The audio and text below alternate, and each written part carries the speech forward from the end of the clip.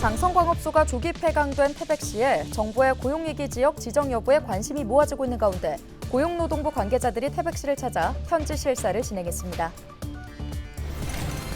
강릉에서 제6회 세계 등대의 날 기념행사가 마련됐습니다. 등대가 이제는 역사와 문화를 담은 해양 문화 공간으로 발돋움하고 있습니다. 세계 태권도 문화축제가 춘천에서 열리고 있습니다. 박진감 넘치는 각종 대회는 물론 화려한 태권도 군무는 관람객들의 눈과 귀를 사로잡고 있습니다. 강원특별자치도가 일산 킨텍스에서 열리는 나노코리아 2024에 참가해 반도체 기업 투자 유치에 나섰습니다.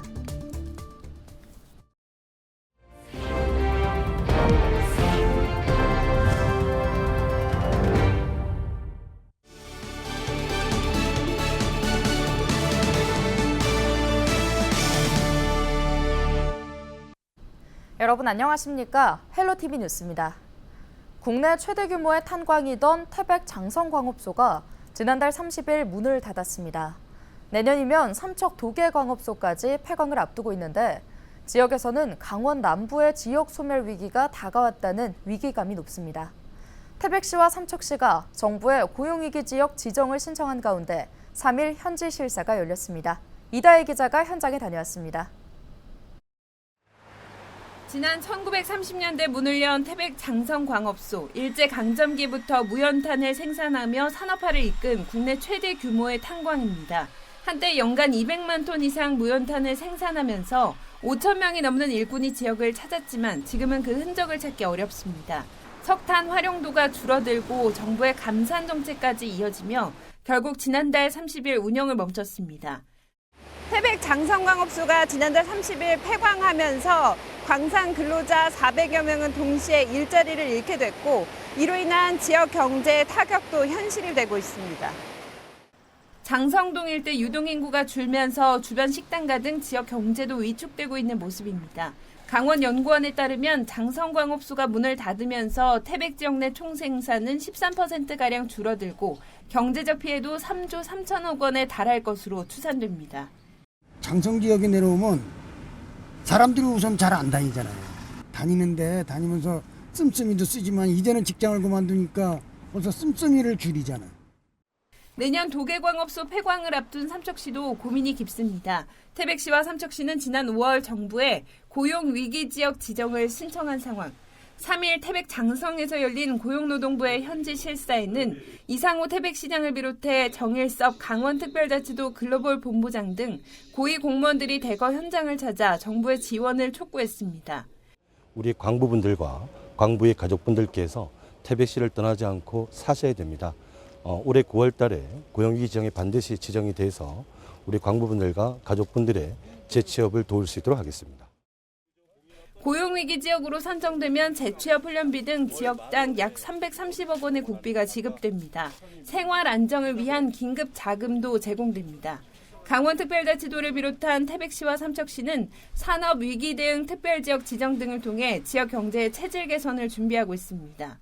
고용위기 지역이 이제 지정이 완료되면 저희가 2단계로는 산업위기 대응 특별지역으로 이제 지정을 받으려고 합니다. 그런데 태백 또 삼척의 그 SOC 사업을 우선적으로 이제 지원을 받을 수 있습니다. 그래서 정부의 고용위기 지역 지정은 심의의 의결을 거쳐 오는 9월 중 결정될 전망입니다. 지난 반세기 동안 지역 경제를 뒷받침했던 석탄 산업이 종점에 다다른 강원 남부 지역.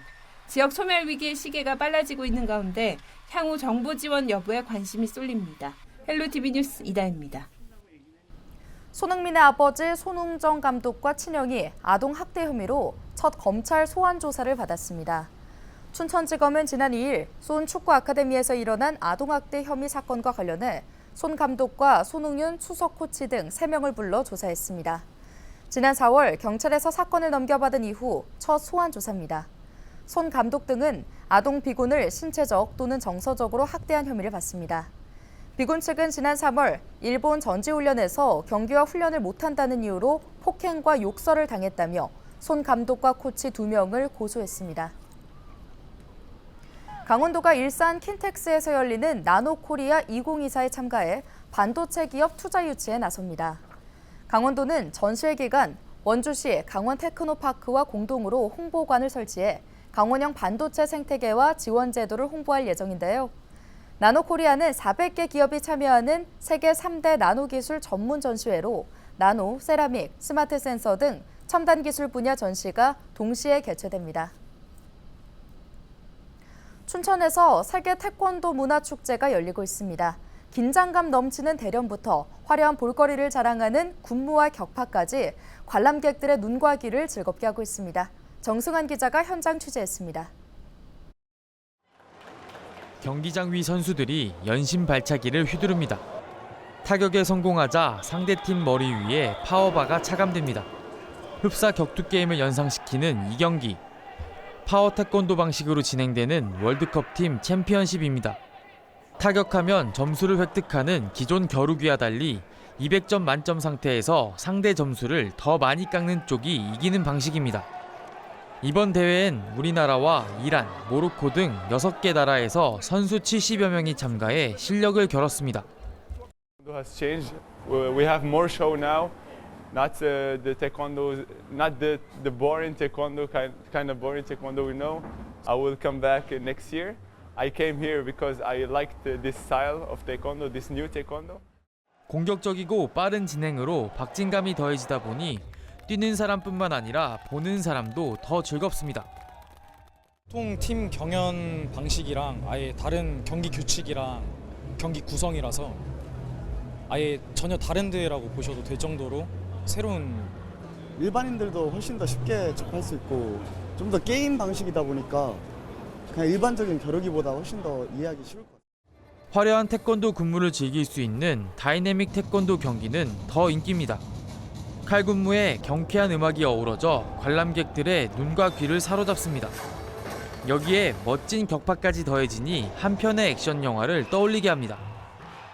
계속 막 10번 이상 너무 소름이 돋았어. 너무 멋있어가지고 진짜 너무 그런 거 이렇게 멋있는 거 있는 줄 알았으면 진짜 가서 봤을 거를 몰라가지고 처음 와봤는데 일주일 내내 계속 와서 좀 보고 싶어요. 너무 멋있어요.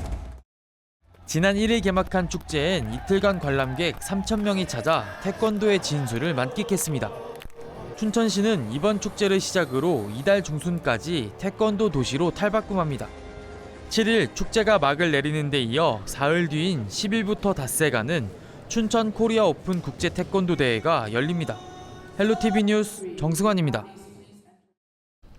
강릉 주문진 등대가 2024 올해의 등대로 선정됐는데요.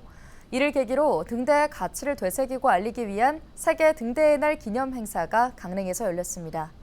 선박들의 길잡이가 됐던 등대가 이제는 역사와 문화를 담은 해양 문화 공간으로 거듭나고 있습니다. 보도에 최성식 기자입니다. 강원도 동해안에서 가장 오래된 강릉 주문진 등대. 일제강점기인 1918년 건립돼 역사가 무려 106년이나 됐습니다.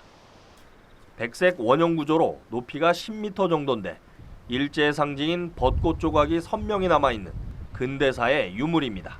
건축 양식은 철근을 이용하지 않고 벽돌로만 쌓아 올린 벽돌 구조입니다. 또한 6.25 전쟁 때에는 동족 상잔의 산물인 등탄 몸체의 기관총 구멍은 시련의 세월을 말없이 겪어왔기 때문에 문화재적 가치가 높다고 볼 수 있습니다. 등대는 15초에 한 번씩 반짝이는데 37km나 떨어진 바다 위에서도 볼 수 있습니다. 제 뒤로 보이는 강릉 주문진 등대는 역사성과 문화적 가치로 인해 우리나라 등대 문화유산에 등재돼 있는데요. 등대 문화유산위원회는 2024 올해의 등대로 강릉 주문진 등대를 선정했습니다. 이를 계기로 세계 등대의 날 기념식이 3일 강릉 시마크 호텔에서 열렸습니다. 등대의 가치를 되새기고 인공지능 등 신기술을 접목한 등대의 새로운 미래 비전을 제시하기 위한 행사입니다. 해양수산부는 지난 1월 등대유산 보존 및 활용에 관한 법률을 제정해 지속 가능한 해양 관광 자원으로 만들기 위한 근거를 마련했습니다. 이를 통해 등대 자원을 해양 문화관광 명소로 탈바꿈시키겠다는 겁니다. 실제 동해 묵호 등대와 속초 등대는 등대 해양 문화공간으로 조성돼 연간 10만 명이 넘는 관광객이 찾고 있습니다. 국가와 지자체 간 협업을 통한 등대 활용 사업 추진으로 지역 균형 발전과 지역 경제 활성화의 마중물이 되기를 기대합니다. 앞으로도 해양수산물은 역사와 문화가 있는 등대를 잘 보존하고 그 가치를 널리 알리는 한편 우리 국민들이 바다에 더욱 친근하게 다가갈 수 있도록 최선을 다하겠습니다. 국내 등대를 찾는 관광객은 연간 380만 명이 넘습니다. 오랜 세월 어둠 속에서 선박들의 길잡이가 되어온 등대가 새로운 해양 문화 공간으로 거듭나고 있습니다. 헬로티비 뉴스 최성식입니다.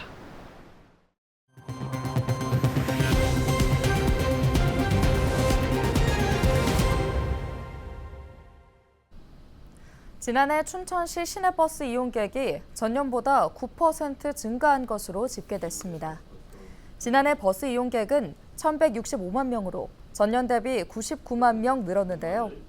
이용객 수 증가에 따라 시내버스 운행 손실 적자 보전액은 78억 원에서 50억 원으로 감소했습니다. 춘천시는 지난해 준공영제 도입 이후 운수업체의 경영이 안정화됐다고 평가했습니다. 춘천시가 소양로 6차로 확장 공사를 8월 말 완료합니다. 개통 예정 구간은 소양 약국 사거리부터 소양 2교 사이를 잇는 400m 구간인데요. 춘천시는 해당 구간 개통으로 교통 환경 개선을 기대하고 있습니다. 동해시가 오는 10일부터 8월 18일까지 망상과 추암, 노봉, 어달 등 6개 해수욕장을 본격 개장합니다. 운영 시간은 망상과 망상리조트, 추암해수욕장은 오전 6시부터 자정까지며 노봉과 대진, 어달해수욕장은 오전 6시부터 밤 10시까지 운영됩니다. 다만 수영 가능 시간은 오전 9시부터 오후 6시까지로 그 외 시간의 수영은 금지됩니다. 강원특별자치도교육청과 더존비주온이 화천정보산업고의 디지털 마이스터고 추진을 위한 업무 협약을 맺었습니다. 양측은 협약에 따라 올해 교육부의 디지털 마이스터고 지정을 위해 협력하는데요. 화천정보산업고는 교육부 디지털 마이스터고 지정을 위해 인공지능과 사물인터넷 분야의 학과로 전면 재구조화를 추진하고 있습니다. 2024 강원학생 성장 진단평가가 3일 도내 초등학교 327곳에서 진행됐습니다. 강원도 교육청은 올해부터 교과평가와 함께 비인지적 영역인 학습 심리와 정서 진단 검사를 진행하는데요. 올해 평가에 참여하는 학교는 모두 472개 학교로 중학교 평가는 오는 10일 실시합니다. 강릉시가 포르투갈에서 열리는 유네스코 창의도시 네트워크에 참가해 국제교류 활동을 펼칩니다. 김홍규 강릉시장을 비롯한 강릉시 방문단은 3일 유네스코 창의도시 네트워크 활동보고에 참석해 2030년 이후 의제인 브라가 선언의 초안 발표를 함께 했는데요. 이어 각 도시 시장들로 구성된 포럼에서 문화 기반 지방정책 수립 등에 대해 논의할 예정입니다. 강릉시는 이에 앞서 지난해 10월 유네스코 창의도시 네트워크 미식 분야에 가입했습니다. 화천군이 오는 6일 오후 4시 화천 커뮤니티 센터에서 대학 입시 전략 특강을 개최합니다. 이번 특강은 남윤곤 메가스터디 교육 입시전략연구소장이 2025학년도부터 2027학년도 대입제도의 변화와 학생별 맞춤형 대입 지원 전략을 소개하는데요. 특강은 선착순 200명까지 지역 학생과 학부모라면 누구나 참여할 수 있습니다. 철원 고석정 꽃밭 방문객이 10만 명을 넘긴 것으로 나타났습니다. 철원구는 올해 봄 시즌 동안 방문객 10만 6,255명이 꽃밭을 방문했다고 밝혔는데요. 이는 지난해 같은 시즌보다 5만 명 많은 것으로 입장료 수입은 3억 6천만 원으로 집계됐습니다. 횡성군 구술내 마을이 지방시대위원회 2025년 농어촌 취약지역 생활여건 개조 사업에 선정됐습니다. 유상범 국회의원은 3일 보도자료를 내고 사업비 17억 9천만 원을 확보해 내년부터 3년 동안 구술내 마을의 낙후된 생활인프라 개선을 위한 사업이 진행된다고 밝혔는데요. 이번 사업으로 구술내 마을의 재래식 화장실 정비와 고령자 보행이동을 위한 교량 설치, CCTV 설치 등 생활안전 인프라 개선 등이 추진될 예정입니다. 뉴스 마칩니다. 고맙습니다.